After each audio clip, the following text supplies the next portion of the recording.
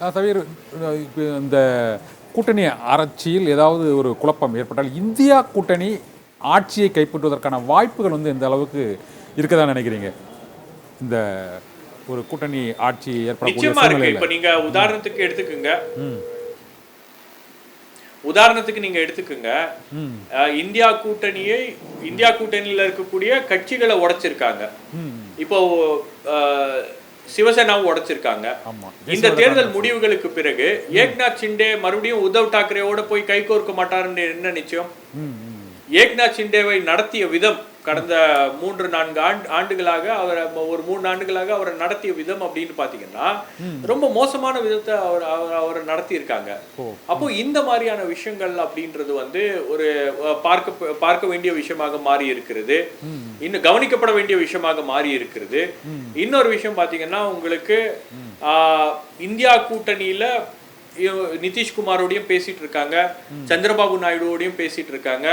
நீங்க ஒரு நபரை குறைச்சு மதிப்பிடுறீங்க. இந்திய அரசியல்ல இந்த கூட்டணி ஆட்சியை எப்படி, கூட்டணிகளை எப்படி ஒன்றிணைத்து, கூட்டணி அரசாங்கத்தை எப்படி நடத்துவது, கூட்டணிகளை எப்படி வழி நடத்துவது அப்படின்ற விஷயங்களை எல்லாம் நன்கு அறிந்து இருக்கக்கூடிய ஒரு நபர் சரத்பவார்.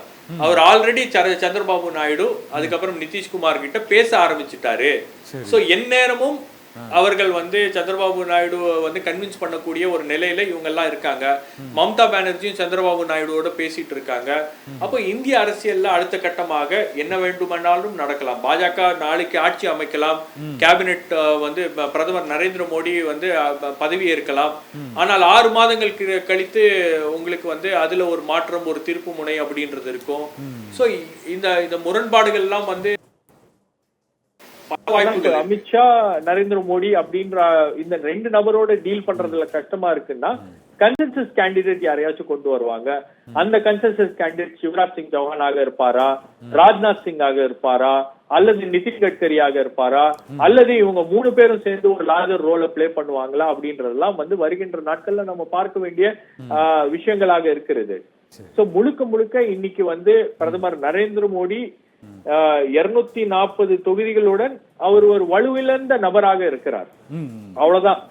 இதை வச்சு கொண்டு அவரால் என்ன பண்ண முடியும் அப்படின்றது நம்ம வருகின்ற நாட்கள்ல தான் பார்க்க முடியும். இன்னொன்னு, அவர் செய்யக்கூடிய எல்லா விஷயங்களுக்கும் கூட இருக்கக்கூடிய பாஜகவுக்குள்ள இருக்கக்கூடிய மற்ற எல்லா கட்சி தலைவர்களும் அதை ஏற்றுக்கொள்வார்களா, RSS அதை ஏற்றுக்கொள்ளுமா அப்படின்றதெல்லாம் மிகப்பெரிய கேள்விகளாக இருக்கிறது.